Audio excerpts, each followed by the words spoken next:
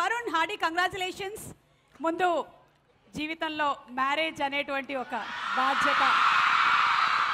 Congratulations. Thank you అండి, thank you. కానీ మనకి మ్యారేజే, మన ప్రొఫెషన్ లైఫ్ గోస్ ఆన్, అంతే కదా. పెద్ద మార్పు ఏమైనా మార్పు జరిగిందా? ఫోన్లు ఎక్కువ వస్తుంటాయి కొంచెం కూడా.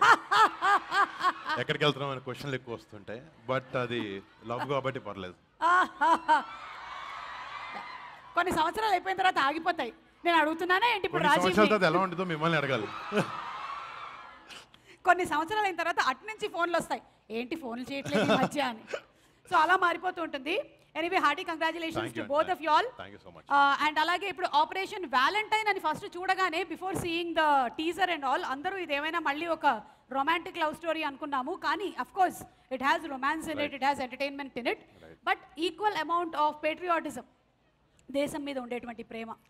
అంటే ముందుగా అంటే యాక్టర్ అయిన తర్వాత ఆబ్వియస్లీ చాలా కమర్షియల్ సినిమాలు, లవ్ స్టోరీస్, లేకపోతే కామెడీస్ ఇలాంటి అన్నీ ఉంటాయి. బట్ టైం టు టైం మన దేశాన్ని కాపాడే మన సోల్జర్స్ కానీ, మన ఆర్మ్డ్ ఫోర్సెస్ మీద కానీ, మన పక్కన జరిగే, మన దేశం జరిగే నిజమైన కథలు, ఇన్సిడెంట్స్ని బేస్ చేసుకుని, లేకపోతే జనాలకి నిజంగా అక్కడ ఏమవుతుంది అనేది మనం కన్వే చేయగలిగే అవకాశం చాలా అరుదుగా కొన్ని సినిమాలను వస్తుంది.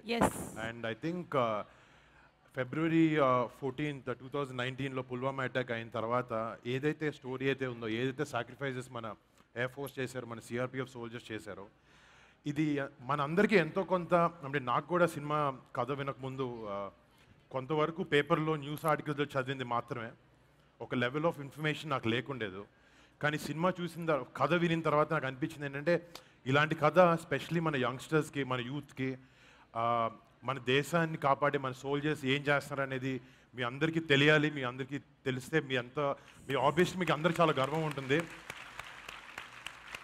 బట్ ఒక సినిమా అనే మీడియం ద్వారా ఎంటర్టైన్మెంట్, ఆబ్వియస్లీ దీన్ని ఎంటర్టైనింగ్గానే తీసాము. బట్ మీకు ఇలాంటి స్టోరీలు కూడా నిజంగా మీ దగ్గరికి తీసుకురాగలే అదృష్టం ఉండడం నిజంగా నా అదృష్టంగా ఫీల్ అవుతున్నాను. అది డెఫినెట్లీ వరుణ్.